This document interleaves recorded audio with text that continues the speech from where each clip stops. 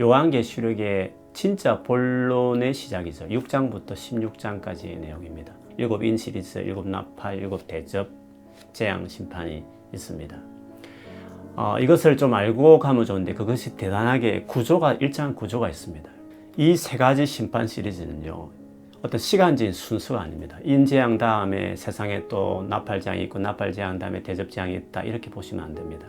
예수님에 대해서 마태복음, 마가, 누가, 요한복음이 각각 다른 어떤 방식으로서요, 예수님에 대해 설명했듯이 예수님 초림 때부터 예수님 재림까지 있었던 그 긴 구원의 여정에 대해서 세 관점에서 세 가지 방식으로 묘사한 것이다, 그렇게 보는 게 정확합니다.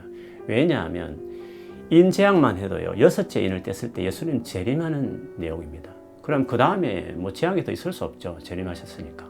그냥 다시 나팔로 재앙이 시작돼요. 그것은 바로 이 세 가지는 동시대의 사건을 어떤 교훈을 가지고요, 세 관점에서 기록한 것이라고 봐야 그게 옳습니다. 그리고 이 세 재판 시리즈는 앞에 4개는요 딱 묶어져 있습니다. 그리고 나머지 3개는요 나뉘어져 있거나 아니면 마지막 대접재앙 같은 것은 진짜 마지막을 이제 끝내는 것이 강조해 있기 때문에 그 3개는 재앙을 쏟아내는 것이기 때문에 그 3개도 마치 묶여져 있는 것이죠. 그래서 인과 나팔 같은 경우에 보면요, 조금 전에 말씀 4개는 묶어져 있는데요, 나머지 3개를 볼 때요, 하나, 2개는 나눠져 있고요, 그리고 마지막 7째 인과 나팔인 경우에는 특별한 게 없습니다. 인을 뗐을 때 인을 탁 뗐더니 그 다음 심판 시리즈를 소개하는 오프닝 게이트 같은 역할이에요. 무슨 말이냐면 7째 인을 딱 뗐을 때 바로 나팔, 7나팔을 든 천사들이 나와요. 마찬가지로 7나팔도 풀었을 때 그 다음에 있는 7대접을 가진 천사가 등장하게 되는 것입니다. 그리고 이 앞에 2개의 심판의 시리즈를 보면요, 결국에 마지막 7째는 소개하는 것이니까 6째가 어떻게 보면 거기서 마지막일 수 있는데요, 이 6번째와 그 다음에 소개하는 다음 오프닝 게이트 같은 역할을 7째 사이에 어떤 스토리가 들어가 있어요. 삽입된 스토리죠. 처음에 삽입된 스토리는 인과 나팔 사이에 있겠죠. 그것이 7장이고요. 그 다음에 두 번째 삽입은 나팔 재앙과 그 다음에 대접 재앙이죠. 그 사이가 10장부터 15장까지 아주 길게 되어 있습니다. 나중에 보겠지만 이 삽입의 내용이 요한계시의 중요한 목적 중에 하나예요. 첫 번째 삽입은 심판을 이 땅에 예수께서 집행하시면서 행하시는데요, 그 가운데서도 하나님 백성들 같이 어려움을 당하죠. 코비드-19 같이. 믿는 사람이라고 예외는 없지 않습니다. 예외는 아니잖아요. 그러나 이마에 인을 치듯이 보호해 주신다. 보호의 관점. 두려워하지 말고. 그 다음에 두 번째 삽입은요, 두 정인, 또 용에게 쫓겨다니면서 보호받고 강야로 숨어든 여인의 이야기, 그리고 바다에서 올라오는 짐승, 땅에서 올라오는 짐승, 이런 이야기들 막 나오거든요. 그게 초점이 뭐냐 하면 교회 사명이에요. 두 정인처럼 그 여인, 예수를 잉태해내는 그 여인같이 신구약의 언약의 백성인 어미, 그들의 표현은요, 하나님의 백성은 이 땅에서 결국 예수 그리스도를 증거하는, 복음을 위해서 살아가는, 그래서 그것을 두루마리를 먹는 사도 요한, 과거의 예언가들처럼 하나님의 메시지를 가지고 증거하는 역할을 하는 선지자의 부름에 대한 이야기처럼 보여지는 그 장도 역시 교회의 사명이 뭔가, 이 땅에서 복음을 증거하며 있다는 것을 말하고자 하는 것이죠. 그리고 나서 대접재앙은 이제 완전히 마지막 심판의 관점이 있는 거죠. 그 심판이 끝나고 나서 어떻게 됩니까? 로마 제국의 멸망을 말하는 커넘녀 바벨론의 멸망.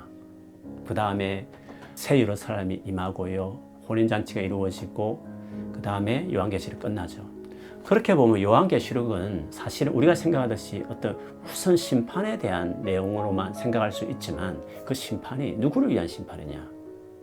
바로 하나님을 믿지 않는, 예수 그리스도 믿는 교회를 박해하는 자들을 향한 하나님의 심판인데, 그 심판의 목적도 그들로 하여금 회개하도록 하기 위해서죠. 그러나 그 주님의 목적 때문에 교회도 그 가운데 같이 어려움을 당하고 있는 것이죠.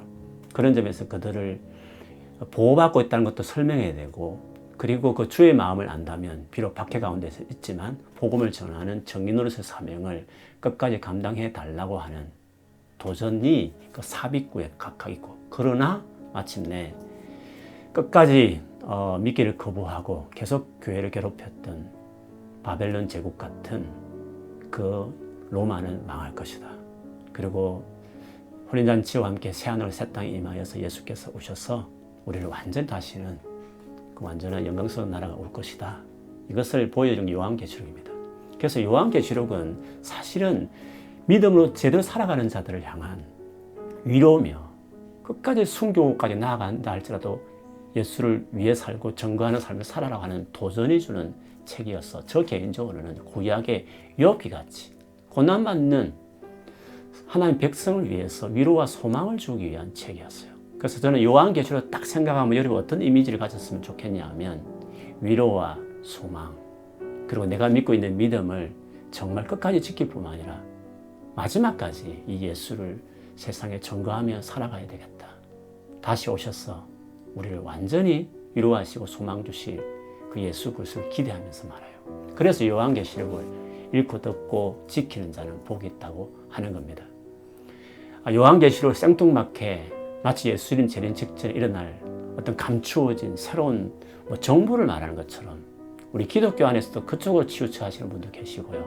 아예 한국의 유명한 이단들처럼 뭔가 한국에서 일어난 새로운 종말의 사건처럼 요한계시록을 보게 되는데, 그런 가장 기본적인 성경의 해석의 부분을 지키지 않은 거죠. 어떤 성경이든지 간에 물론 미래에 대한 예언이 있지만 그 당시에 누군가가 책을 썼을 때는, 그리고 그 당시에 주께서 그 책을 써서 말씀을 하라고 할 때에는 그 당대에 그 말을 들어야 될 교회가 있는 겁니다. 그렇기 때문에 그들이 처한 그 교회가 어떤 상황에서 어떤 필요에서 주님이 그 말씀을 하셨는지 처음에 그 책이 써여졌고 전거되었던 그 시대의 상황에서 그걸 봐야 되는 것이에요.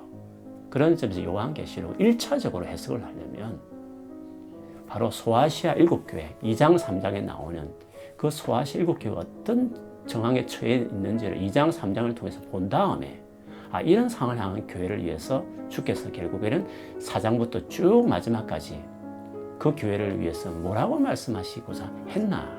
그런 1차 어떤 독자와 그 편지를 썼었던 그 당시에 말씀을 주셨던 예수님의 입장에서 그걸 봐야 요한계시록이 정확한 것이에요.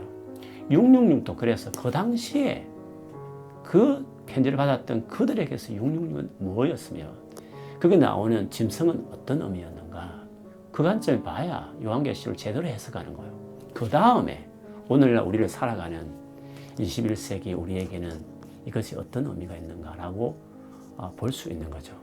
단순히 그 내용이 용, 뿔 이런 이야기다 보니까 마치 생뚱맞은 내용 같이 보일지 모르지만 자세히 계속 해석해 보면 다른 신약 성경과 똑같은 의미예요. 다만 문학 형식이 시나 소설이나 논문 같은 편지 같은 형식이 있듯이 그 중간 시대에, 구약과 신약 중간 시대에 너무 많은 그때 환난과 핍박과 어려운 역사적인 시기를 이스라엘 보내고 있었기 때문에 그때 나왔던 독특한 양식인 묵시문학이라는 그 양식을 빌어서 요한계시록이 썼기 때문에 사실 우리가 낯설게 보이고 마치 그렇기 때문에 엉뚱하게 해석해서 종말에 일어날 뭔가 비밀스러운 책처럼 오해하게 되었지만 해석을 자세히 보면 사실 마태복음의 내용과 별 다를 바 없고 데살로니가 전후서나 빌립보서나 어떤 신약의 성경이든 간에 구원의 시작과 예수님의 재림은 다 말하고 있는 기타의 신약 성경과 별반 다를 바는 똑같은 공통적인 내용을 가지고 있는 책이라는 것을 알 수 있습니다. 그래서 요한계시록을 볼 때마다 다시 예수 잘 믿어야 되겠다. 이 예수 그리스도를 정말 증거하며 살아야 되겠다.